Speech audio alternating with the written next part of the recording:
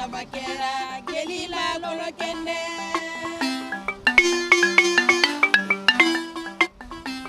Kuyate samakera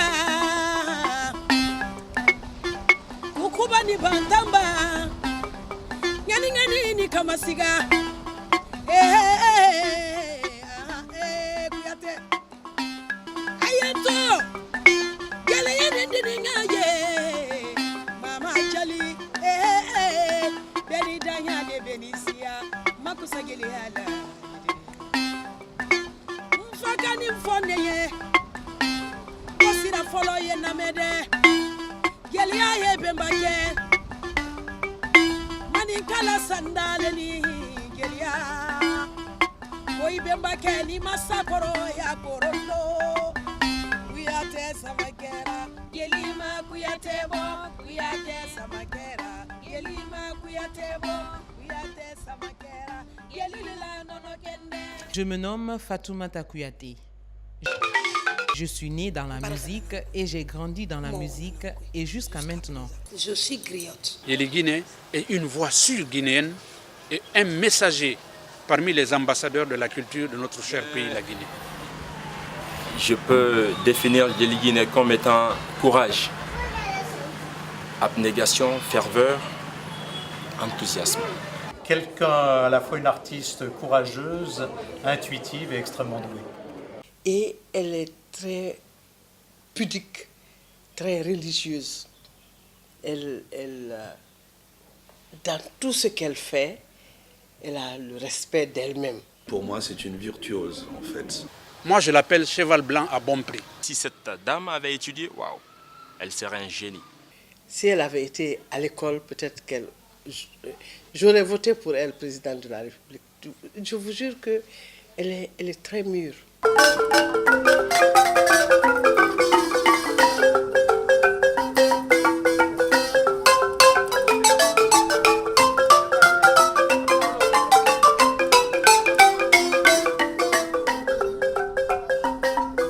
Kouyaté, origine d'une noblesse griotte. La beauté du lait, c'est bien la crème. Les Kouyatés sont cette partie la plus noble, la plus haute parmi les griots. Il est beau d'attendre une belle voix, mais il est encore meilleur d'être écouté par autrui. Le balafon qu'elle pratique avec les instruments traditionnels, le balafon, instrument traditionnel, dont la portée de maîtrise était Assoumaworo Kanté, grand chef dans le jadis. Et dans la tradition du secret entre les Kouyatés et l'épervier, c'est bien le fait que le balafon étant un instrument très mystérieux, absent le roi Assoumaworo, voilà c'est que Kouyaté est venu prendre le balafon pour faire la mélodie ancienne. Assoumaworo Kanté, sensible à ces notes, a dit tiens, mieux vaut être chanté, mieux vaut être victime d'éloges que de faire des éloges. Voilà, depuis lors, Assoumaworo Kanté a prêté serment de respecter les Kouyatés et de leur affecter la tradition.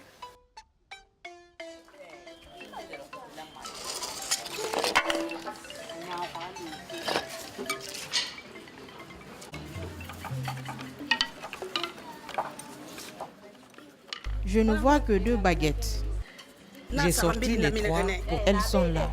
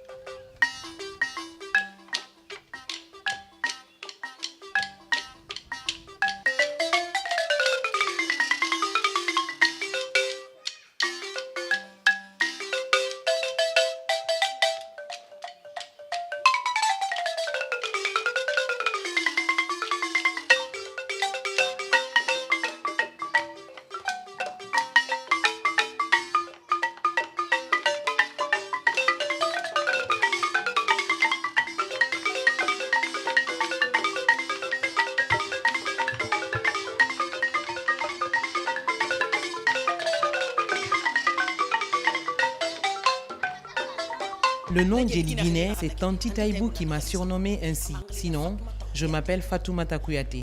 Fatoumata Kouyaté, Djeli Guinée. Djeli Guinée, c'est une portée de noblesse. Traduit du soussou en français, Dame Griotte. C'est Taïbou Diallo qui m'a donné ce nom. J'ai donc décidé et résolu de faire mon travail avec tout le sérieux parce que je n'ai pas étudié. Mais par contre, mon papa m'a très bien éduqué et j'ai cette bonne éducation quand je dois aborder une personne. Je le fais avec courtoisie et humilité. J'ai pratiqué cette dame d'il y a près de 25 ans. Né d'un père du nom de Ousmane, qui, décédé très tôt, a laissé l'éducation à Famoro Kouyaté, qui fut l'un des plus grands bassistes légendaires qui a participé au groupe Bala et ses baladins. Et lors de mon jeune âge à l'école, j'ai trouvé cette Fatoumata, à moins de 10 ans, déjà, sa seule politique, c'était de prendre la baguette et tâtonner sur le balafon du grand-père. La parole ne finit jamais d'où et elle ne remplit jamais où elle va. Prendre la parole, c'est faire preuve d'une grande intelligence dans sa manipulation.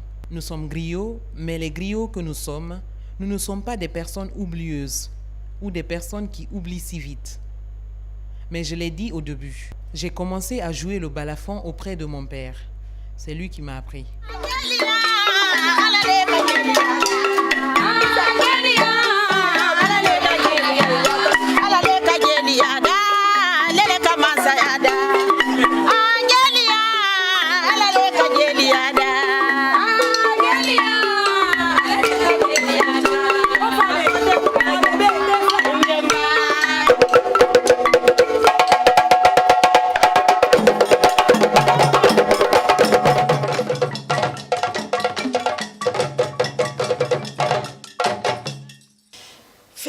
Il est important de suivre la volonté de Dieu dans tout ce que l'on entreprend.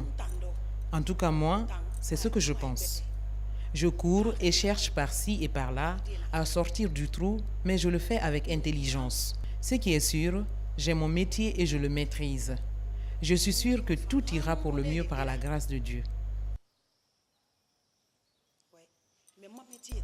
C'est juste une question de temps pour sortir de l'ornière, car j'ai foi en Dieu. Je connais Fatoumata Kouyaté. Je l'ai connue à tous ses débuts. Et elle est venue ici avec Taïbou Diallo, feu Taïbou Diallo, paix à son âme, qui était sa protectrice. Et Taïbou nous l'a présentée, elle était juste chanteuse. Et on l'a voulu l'introduire au théâtre, parce que Taïbou, en fait, faisait du théâtre. On l'a introduit au théâtre, vous savez, c'est d'ailleurs complémentaire. Quand on dit théâtre, il y a la danse, il y a la musique, il y a tout ça. Donc, elle est restée dans le groupe du théâtre et elle a évolué là. Elle était avec les gens du Théâtre National. Et puis, petit à petit, ce qu'elle faisait m'intéressait parce que je trouvais qu'en fait, avoir une femme en Guinée qui était multi-instrumentiste et qui avait la capacité donc de jouer de plusieurs instruments de notre pays était quelque chose de fascinant. Et donc je me suis dit, ce serait bien de travailler avec elle.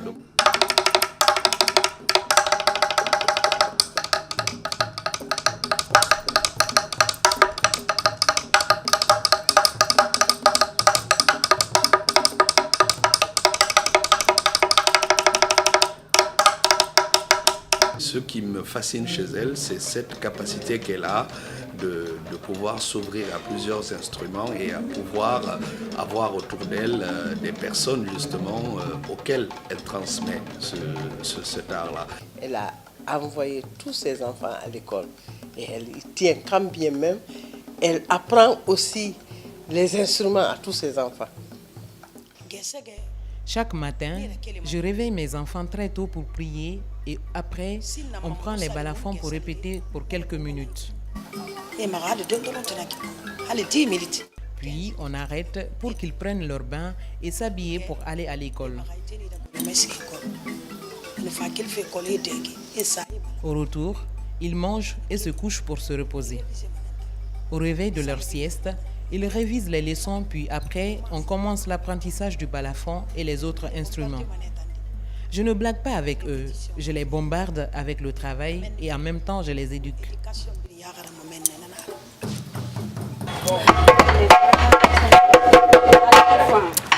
Fatou, positionne-toi bien.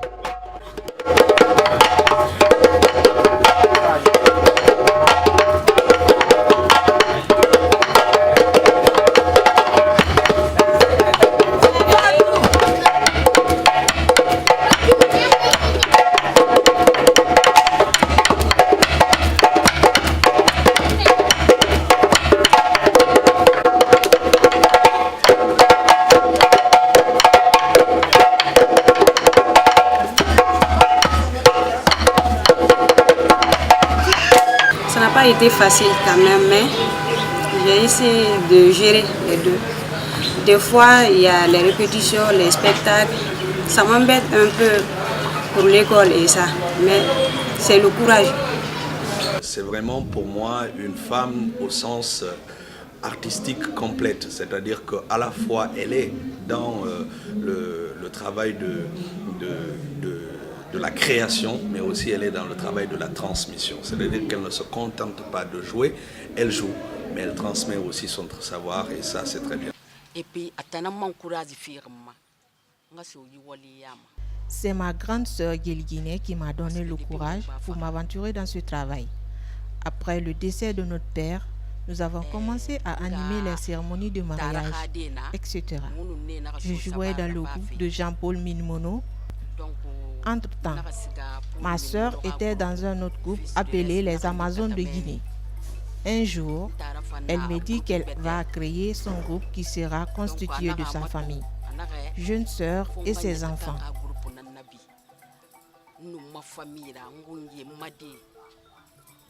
C'est ainsi qu'elle nous réunit pour former le groupe Guelguiné et ses enfants. Elle nous demanda de se donner les mains afin de réussir ensemble.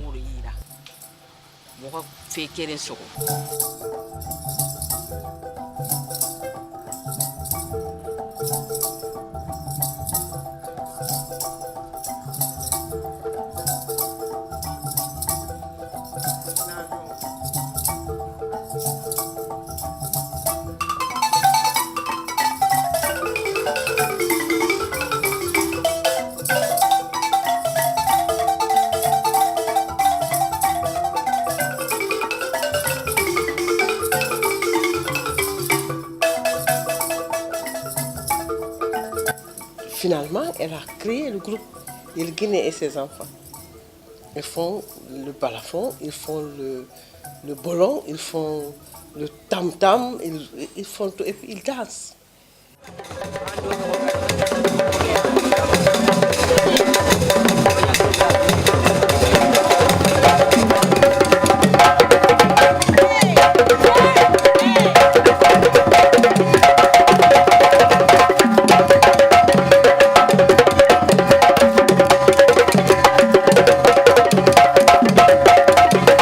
J'ai découvert la troupe Guelguiné en 2010. Voilà, et c'est là par le canal de notre regretté père, Souleymane Koli. Voilà, très souvent j'étais son assistant dans ses créations. C'était au Musée National, à Saner-Valia. Mais depuis que je l'ai vu là, ça m'a vraiment attiré. Elle est très battante et je suis sûr qu'elle peut hisser très haut le drapeau guinéen partout à travers le monde entier, puisqu'elle maîtrise et elle a l'amour de son travail. Aujourd'hui, si elle a traversé tous les continents du monde, je ne suis pas surpris qu'elle a un groupe traditionnel de jeunes filles en pratique. Elle joue le tam-tam, elle joue le djembé, elle joue le dundu, elle joue le balafon. Maintenant, elle s'intéresse à la kora pour avoir une maîtrise de 100%. J'ai beaucoup marché. Comme je dis, beaucoup de personnes savent que Guelguiné a marché. Je n'ai juste pas eu encore la bonne personne. Et si Dieu veut que je trouve la bonne personne qui va être honnête avec moi, ça va arriver ainsi. Je vivrai bien de mon métier.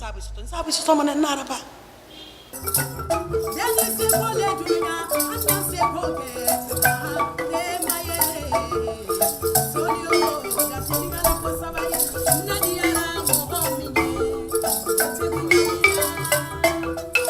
troisième chose qui me fascine chez elle, c'est sa disponibilité.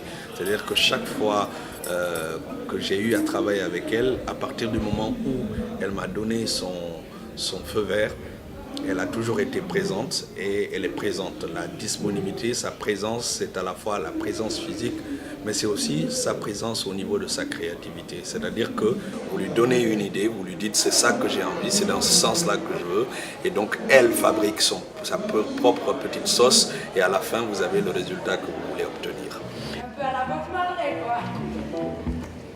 Le mec, tu penses bien que s'il n'était pas dans sa fumette, il ne pouvait pas se sentir justicier des causes perdues au point de nous prendre des textes à la I shoot the shot.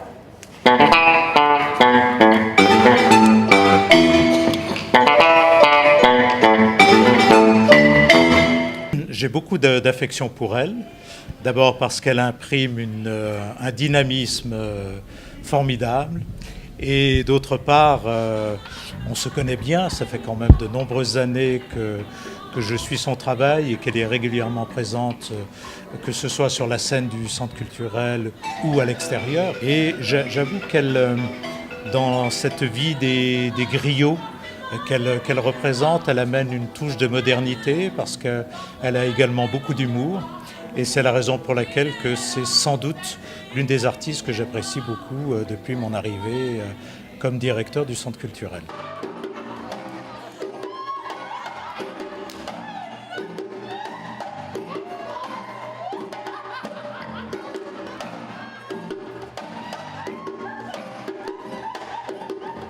Il se trouve qu'en fait c'est quelqu'un qui est très à l'écoute de ce qui se passe dans les spectacles. Et donc elle est souvent à l'écoute de ce qui se passe, des moments je la sors un peu de son travail d'instrumentiste qui est juste là pour jouer. Donc du coup, parfois je fabrique un truc qui est en fait un faux personnage d'une certaine manière, mais qu'elle porte tellement fort que les gens se souviennent d'elle.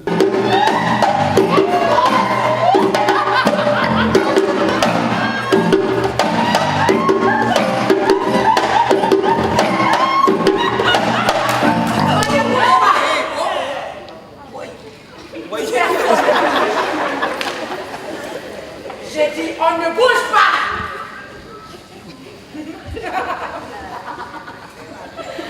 Ah, on fait moins les malins, hein?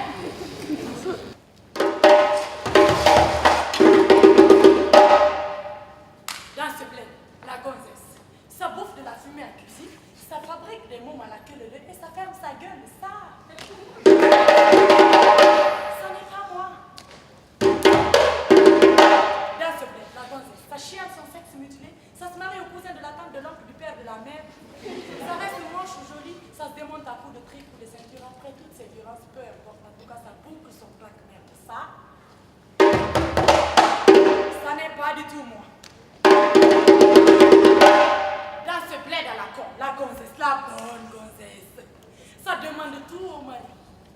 Ça devient moderne quand il s'agit de rival, traditionnel quand on pose des potes. Ça l'ouvre quand son mec ziote le popotin d'une nénette dans la rue. Ça la ferme quand il faut partager les frais de vacances ou de scolarité des autres. Ça! Elle était à jouer sur scène avec son djembé et ses autres instruments. C'est à la fin simplement, elle devait juste se lever pour faire un petit moment où elle aidait la femme enceinte à accoucher. Mais les gens se souvenaient de ce moment-là. C'est un moment qui dure 10 secondes, mais tout le monde s'en souvient. Dans Danse avec le diable, elle a juste à répondre à la fille à un moment donné quand elle parle pour dire des choses comme Namu et tout ça. Mais là, encore une fois, les gens se souviennent de... Donc, elle est entière, en fait, dans ce qu'elle fait. Et elle le fait, puisqu'elle le fait avec le cœur et dans l'entièreté, les gens s'en souviennent. La tantille Guinée, elle est où?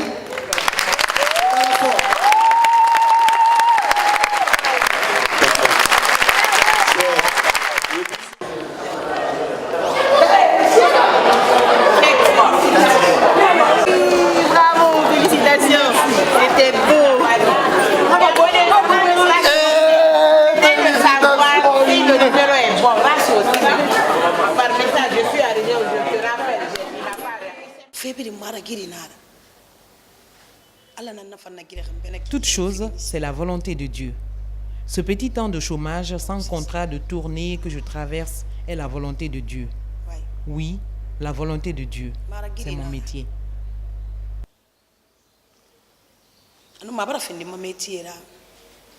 Vous savez, parfois jouer sur scène, c'est pas uniquement parler, c'est pas uniquement lire un texte et l'apprendre par cœur et pouvoir le retravailler.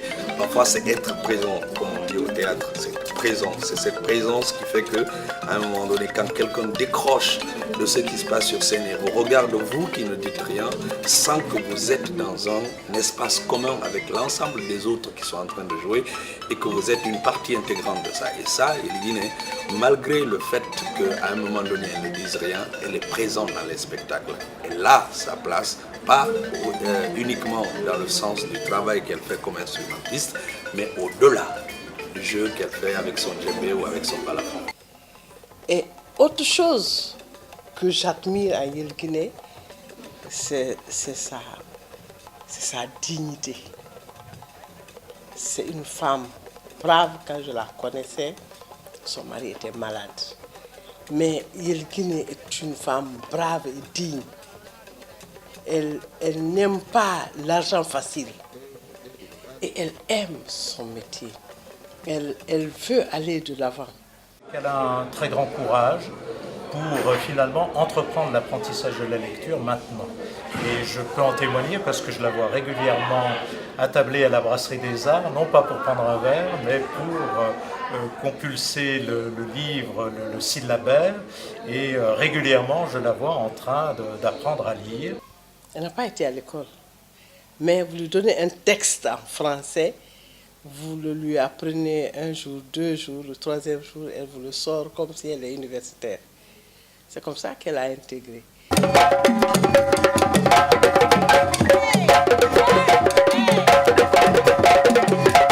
Elle mène le combat vraiment et proprement, dignement. Et nous prions Dieu, que Dieu l'aide. Que Dieu l'aide à avoir de bons contrats, qu'il l'aide à chose, que Dieu l'aide à ne pas avoir des managers voraces qui l'exploitent beaucoup plus qu'ils ne l'aident. C'est une veuve. Alors, quand je vois le courage qu'elle a, la façon dont elle se bat pour pouvoir subvenir aux besoins de sa famille à travers ce métier qu'elle a pris, alors je me dis, il y a lieu vraiment de l'aider. C'est vrai, elle a tourné. Mais avec toutes ces tournées, je n'ai pas encore ressenti véritablement sur les Guinéens. Les États-Unis, le Canada, la Suisse, Dubaï, et puis tout ça. Mais quand je le vois, je ne suis pas satisfait parce que ces grandes scènes, hein, avec tout, bon, je ne sais pas. Même une moto, je ne vois pas encore, excusez-moi de l'expression, mais c'est cela. Alors moi, je me dis qu'il faut vraiment qu'elle vive véritablement de son métier. Que quand on vient, comme les autres artistes à travers le monde, qu'on rentre chez Yelkine et qu'on se dise oui, cette dame, elle fait son métier, elle tourne, et en retour, ça se ressent sur elle, ça se voit sur elle. Je ne suis pas sûr qu'elle ait beaucoup évolué, mais ce qui est sûr, c'est qu'à un moment donné, les artistes doivent avoir de plus en plus de scènes qui leur soient proposées. C'est vrai que notamment la crise Ebola a beaucoup freiné le développement de beaucoup d'artistes. Bon, j'espère qu'on arrive à la fin de cette crise. C'est vrai que pendant un certain temps, le centre culturel est resté la seule salle ouverte. Évidemment, on ne pouvait pas accueillir toute la culture guinéenne, même si on est là pour l'encourager, l'aider à se développer. Et je pense et j'espère que c'est passager et puis que d'autres directeurs et d'autres personnalités sauront reconnaître son talent.